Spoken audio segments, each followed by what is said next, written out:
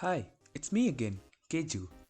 In this video, I'm going to teach you how to make a cool scene transition like this, without using the animation or animator window, just code.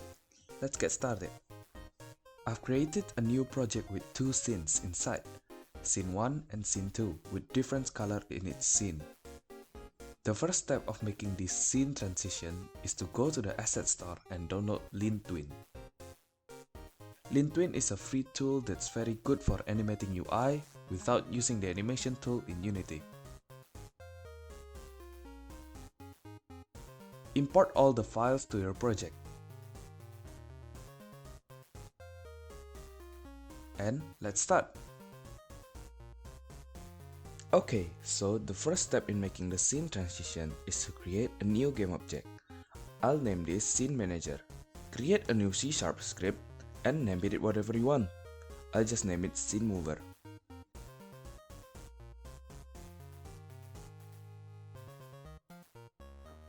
Next, create a sprite. You can skip this part if you wanted to use the default sprite. Create a new UI image and give it a name.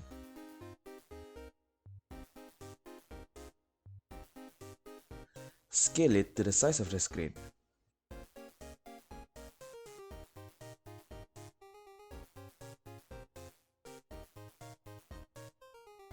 Let's create two new tags for the images. I'll name it Outtrans and Intrans, and assigning this image with the Outtrans tag.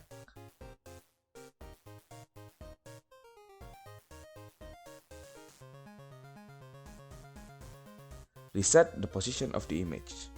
Now, let's get to code.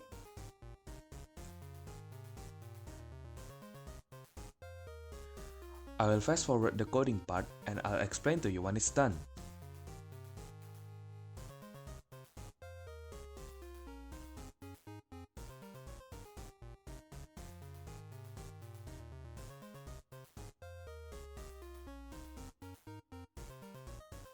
Now, it's explaining time. I created two public variables, one of type GameObject and the other one of type float. In the start method, I'm assigning the transition GameObject to the transition square variable in this line. GameObject.findGameObject with tag is used to search a GameObject with a specific tag. In this case, the transition GameObject with the tag of Outtrans.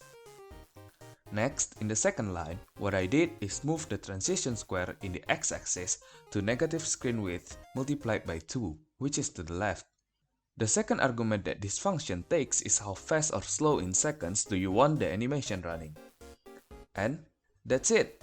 Opening animation, done! Now that we're done on the opening animation, let's make the closing animation. First of all, duplicate the transition GameObject and give it a name. I'll name it CloseTrans and set the tag to InTrans. Move it to the left of the game scene and let's get back to coding. As usual, I'll fast forward the code and explain it after I'm finished.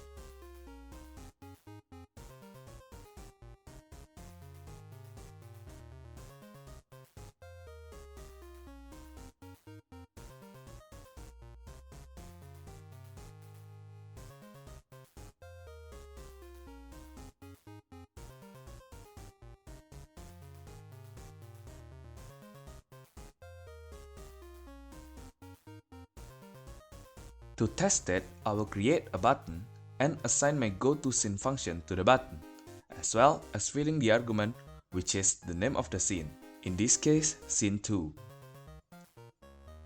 Make sure to add your scene into build settings because I completely forgot about it. And put the two transition square to the bottom of the canvas, so that they appear on top. And it works! As you can see, it's taking us to the next scene after the animation is done. Now, it's explaining time. In this code, I added a new variable of type GameObject called transitionSquareIn, and it's used to get the CloseTrans GameObject with the findGameObject with tag function.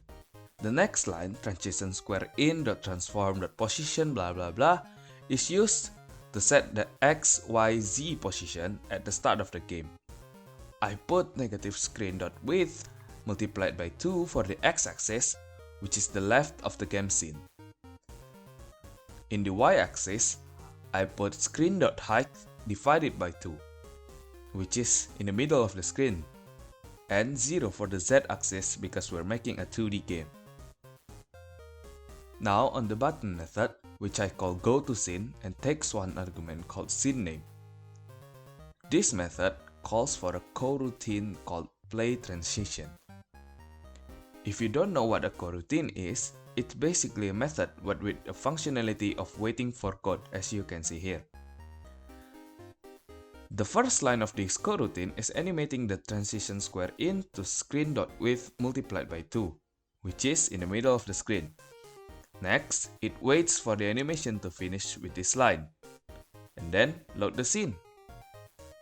And that's it! Just copy both of the transition game object and the scene manager to the second scene, and you're pretty much done!